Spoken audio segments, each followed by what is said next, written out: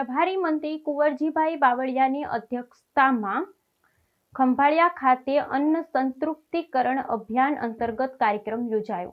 પ્રભારી મંત્રી કુંવરજીભાઈ બાવળિયાની અધ્યક્ષતામાં ખંભાળિયા ખાતે અન્ન સંતૃપ્તિકરણ અભિયાન અંતર્ગત કાર્યક્રમ યોજાયો। જળસંપત્તિ અને પાણી પુરવઠા, અન્ન નાગરિક પુરવઠા અને ગ્રાહક સુરક્ષાને લગતી બાબતોના કેબિનેટ મંત્રી તેમજ દેવભૂમિ દ્વારકા જિલ્લાના પ્રભારી મંત્રી શ્રી કુંવરજીભાઈ બાવળિયાની અધ્યક્ષતામાં ટાઉન હોલ ખંભાળિયા ખાતે અન્ન સંતૃપ્તિકરણ અભિયાન અંતર્ગત પ્રધાનમંત્રી ગરીબ કલ્યાણ અન્ન યોજના અંતર્ગત ગંગા સ્વરૂપા વૃદ્ધ અને દિવ્યાંગ લાભાર્થીઓને લાભ વિતરણ કાર્યક્રમ યોજાયો હતો। આ પ્રસંગે પ્રભારી મંત્રી શ્રી કુંવરજીભાઈ બાવળિયાએ કહ્યું કે ભગવાન દ્વારકાધીશની પાવન ભૂમિ એવા દેવભૂમિ દ્વારકા જિલ્લામાં આજરોજ પ્રધાનમંત્રી ગરીબ કલ્યાણ અન્ન યોજના અંતર્ગત લાભાર્થીઓને લાભાન્વિત કાર્યક્રમમાં ઉપસ્થિત રહેવાનો અવસર પ્રાપ્ત થયો।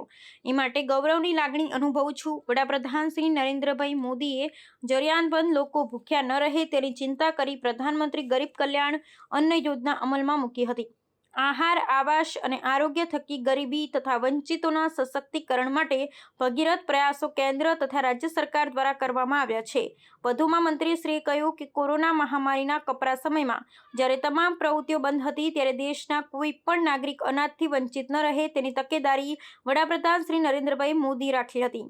છેવાડાના માનવી સુધી પોષણક્ષમ અનાજ મળી રહે તે માટે સુવ્યવસ્થિત આયોજન મુખ્યમંત્રી શ્રી ભૂપેન્દ્રભાઈ પટેલના નેતૃત્વમાં રાજ્ય સરકારે કર્યું છે। એમાં ખાસ કરી તહેવારોના સમયમાં પણ ગરીબો તથા વંચિતોનો ખ્યાલ રાખી પાત્રતા ધરાવતા લાભાર્થીઓને વિનામૂલ્યે અનાજ વિતરણ કરવામાં આવે છે। મારો સૌને અનુરોધ છે કે હજુ પણ આપણી આસપાસ જો કોઈ પ્રધાનમંત્રી ગરીબ કલ્યાણ અન્ન યોજના સહિત વિવિધ યોજનાઓ લાભાર્થીઓ બાકી રહી જતા હોય તો તેમને પણ લાભ મળે તેવો પ્રયાસ કરવો જોઈએ।